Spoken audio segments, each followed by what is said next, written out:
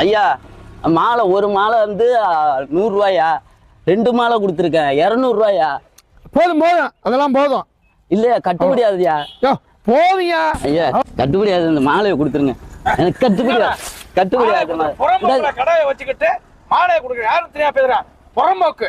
ஏய் தம்பி வாங்கடா, இந்த கடையை காலி பண்ணுங்க. சரியா புறம்போக்குல இடத்த வச்சுக்கிட்டு யார்கிட்ட பேசுற நீ? எங்க புறம்போக்குல வந்து 4 காலம் பண்ணிட்டு நீ பண்ற அட்டு வச்சு தாங்க முடியல.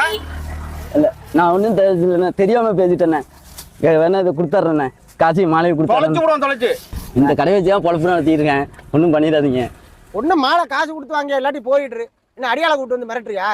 பட்டாள வச்சிருக்கான். நீ புறம்போக்குல வச்சிருந்தா போலீஸ் ஸ்டேஷன் புறம்போக்கெல்லாம் இருக்கு, கலெக்டர் ஆபீஸ் புறம்போக்கெல்லாம் இருக்கு, தாலுகா ஆபீஸ் புறம்போக்கெல்லாம் இருக்கு. அங்க போய் கேக்குறியா புறம்போக்கெல்லாம் இருக்கீங்கன்னு? செருப்பால அடிச்சு விட்டுருவாங்க ஒண்ணு.